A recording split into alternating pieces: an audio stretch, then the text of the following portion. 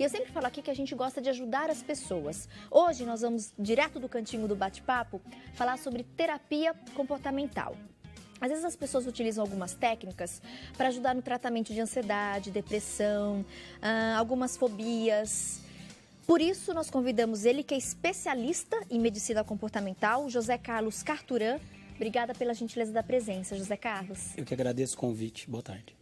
José Carlos, em primeiro lugar, para o pessoal de casa entender melhor a proposta dessa nossa entrevista, o que é a terapia comportamental? Qual a diferença dela desses outros tratamentos que a gente encontra? Na realidade, existe um grupo de terapias comportamentais, algumas técnicas que são utilizadas visando abordar os problemas que são comuns a muitas pessoas, alguns que você já mencionou, como fobias, ansiedade, depressão, mas de uma forma um pouco mais direta, um pouco mais objetiva, minimizando esse sofrimento e esse incômodo que o sujeito, o paciente, vem sentindo. Então, são terapias que abordam de maneira mais direta. Elas não vão contra as linhas convencionais, mas trazem recursos mais modernos, com base em neurociência e estudos mais recentes, que acabam facilitando o tratamento para o profissional, claro, mas, acima de tudo, para o paciente, que é o maior beneficiado. O que me chama muita atenção, especialmente na terapia comportamental, é o fato de vocês, profissionais, levarem muito em consideração os sentimentos e os pensamentos da pessoa. Como isso acontece na prática?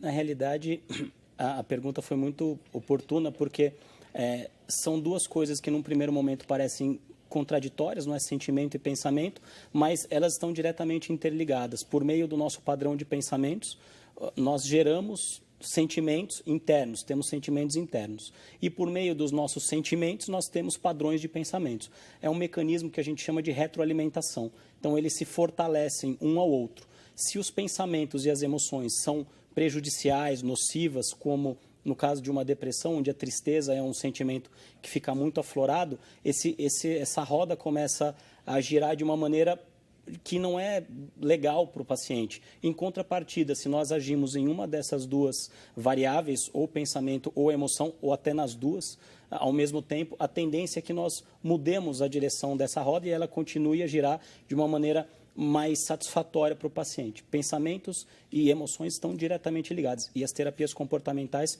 conseguem atuar nessas duas variáveis. Vocês, na verdade, fazem um trabalho de, por exemplo, aquela pessoa que passa por algum momento difícil e tem ali aquele excesso de maus pensamentos, vocês conseguem trabalhar para reverter esse quadro, né? Ensinar ela como ter os bons pensamentos e como cultivar isso. Correto. Por meio dos pensamentos, automaticamente, se nós que estamos aqui conversando, as pessoas que estiverem em casa, se lembrarem de alguma situação legal, uma situação bacana, uma pessoa que gosta, muito provavelmente, se essa pessoa forçar um pouquinho a lembrança, ela vai sentir imediatamente sentimentos, sensações boas. A mesma coisa acontece se ela se lembrar de alguma situação desagradável que ela passou ou de uma pessoa com a qual ela não se relaciona muito bem. O sentimento de tensão vem imediatamente. O que nós fazemos é fazer com que a pessoa perceba que é importante ela mudar esse padrão de pensamentos para que, quando ela comece a ter esses padrões ruins que geram essas sensações que são desagradáveis a ela consiga quebrar esse padrão, porque nós, seres humanos, vivemos por padrões, e ela consiga adentrar um outro padrão normalmente mais proveitoso para ela. José Carlos, em quais situações a terapia comportamental traz resultados mais satisfatórios? Por exemplo, em quais doenças, demências, distúrbios, onde de fato ela é bastante efetiva, até pela experiência que vocês têm dentro de consultório? A terapia em si, ela tem diversas abordagens e ela tem um alcance muito grande. Mas o que tem sido mais comum são pacientes com transtornos de ansiedade e sintomas e crises depressivas. Hoje a depressão é a terceira doença mais prevalente no mundo. Pelas estimativas da Organização Mundial de Saúde, até 2020, se continuarmos nesse ritmo, será a segunda e até 2030 a primeira doença mais prevalente.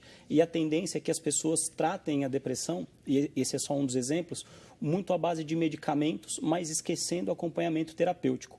Em muitos casos, o medicamento ele é realmente necessário e ele só pode ser receitado por um profissional para que seja feito corretamente, mas é fundamental que haja esse apoio, esse suporte do processo terapêutico. Quando nós falamos em terapias comportamentais, Tatiane, nós falamos numa gama muito grande de opções que o paciente pode se enquadrar. Então, ele pode não gostar de uma linha, mas se enquadrar na outra. E é importante nós ressaltarmos para o público que a questão de terapia, ela não pode mais ser um tabu. Ela tem que ser algo... Às vezes as pessoas têm muito preconceito, tem né, alguma doutor? questão Ou mesmo assim, receio, não conhece direito. Exato. E cria uma barreira. Cria uma barreira. Isso é um pouco cultural e o desconhecimento, como você bem disse, traz muito isso. A ideia é que nós, do mesmo jeito que nós procuramos um médico para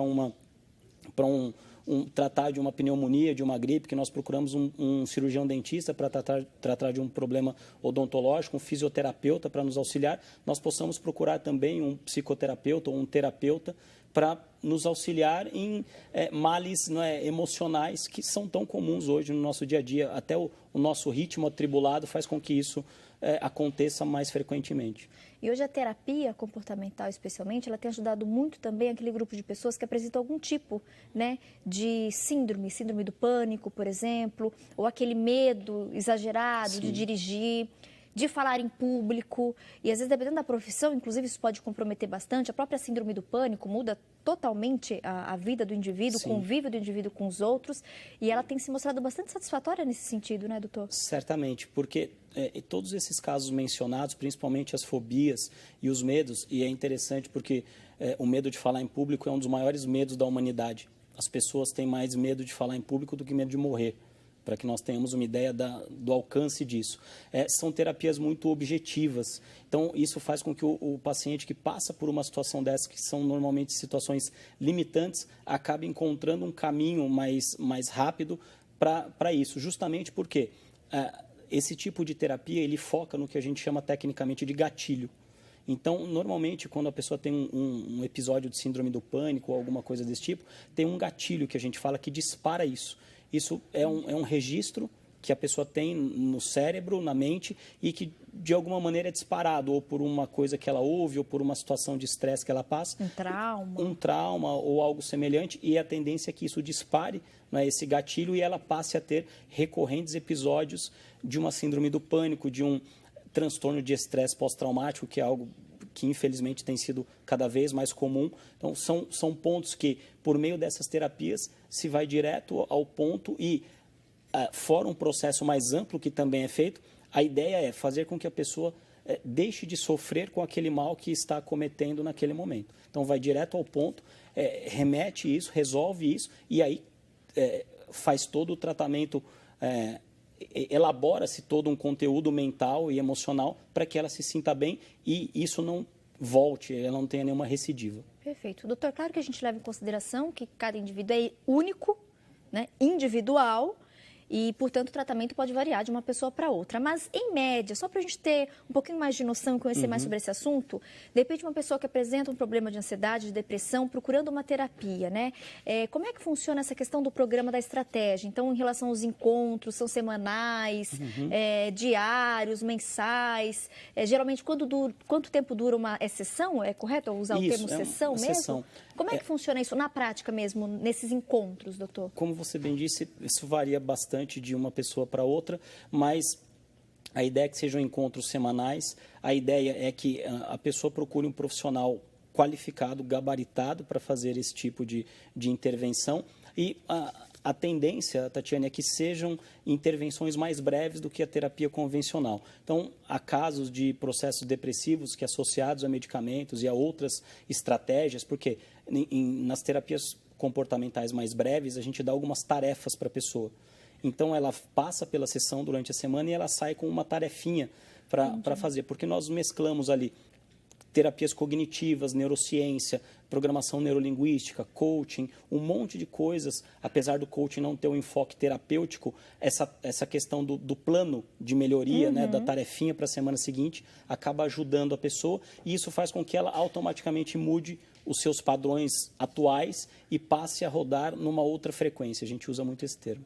Perfeito. Doutor, eu recebi uma perguntinha aqui muito interessante e é a dúvida, acredito, de muitas pessoas. Se o senhor puder, então, exemplificar e falar um pouquinho sobre isso. Uma telespectadora, Cláudia, obrigada, viu, pela participação. Ela pergunta, Tati, eu sempre quis entender melhor a diferença. E ela traz aqui 3 profissionais, psicólogo, psiquiatra e terapeuta. Vamos falar um pouquinho então, né? As principais diferenças, de fato, são 3 áreas, cada uma com as suas características, todas dependendo do caso. Então, conforme a sua situação, o seu problema, você deve procurar um ou outro e, de repente, você procurando um, não é o caso, ele vai provavelmente te encaminhar para outra especialidade, mas, de fato, são 3 coisas diferentes mesmo, né, Cláudio? Vamos lá. São profissões e áreas até complementares, correto? O psiquiatra, ele é um profissional da área de medicina, ele é formado em medicina, normalmente precisa ter feito uma residência na área de psiquiatria e ele é o único desses 3 profissionais que podem prescrever medicamentos alopáticos, os medicamentos que são vendidos em farmácia. O psicólogo, ele é formado em psicologia, numa faculdade de psicologia, e ele faz processos terapêuticos e atua também em áreas empresariais. Hoje o psicólogo tem um alcance muito grande. E o terapeuta é uma pessoa que é formada em outras terapias, no Brasil isso é permitido, então, por exemplo, hipnose, terapia cognitivo-comportamental, psicanálise, são formações paralelas que a pessoa faz e ela pode legalmente atender desde que ela seja associada, vinculada a um conselho de terapia que existe em todo o território nacional. Que foi até que você comentou um pouquinho com a gente, né, José Carlos? É importante a gente, de fato, procurar um profissional, né, que entende do assunto, um profissional sério, tem que fazer uma pesquisa, porque, infelizmente, a gente tem aí muita gente no mercado, então procure, tenha esse cuidado, tá bom, turminha? José Carlos, para a gente finalizar, tem alguma informação que você acha pertinente compartilhar com o nosso público, falando especialmente, então, da terapia comportamental e como ela pode ajudar, especialmente as pessoas muito ansiosas, depressivas ou que têm alguma fobia? Uma dica, se me permite, para Claro. nós encerrarmos, é que as pessoas elas comecem a perceber quais padrões de pensamentos que fazem parte do dia delas. Então, existem pessoas que elas já acordam mal-humoradas, preocupadas, ansiosas, desmotivadas. A tendência é que, fisiologicamente, o corpo responda. Aquele link que nós dissemos no início entre pensamento e emoção, ele se manifesta muito em situações como essa. Então, a pessoa começar a perceber os padrões que ela tem e se esses padrões são benéficos ou prejudiciais. E se forem prejudiciais, para ela começar a perceber e quebrar isso. Caso ela precise de um terapeuta, um profissional, para que ela realmente busque referências desse profissional com pessoas que ela conheça e até em órgãos legais, mas, acima de tudo, para que as pessoas passem a focar as coisas boas que acontecem durante o dia e minimizar as coisas ruins que acontecem na vida de todos nós. Normalmente é o contrário que acontece. Verdade. Muito obrigada pela participação, José Carlos. Volte sempre, as portas do programa vão estar abertas. Agradeço a oportunidade, a atenção e o carinho. Muito obrigado. Bom restinho de semana.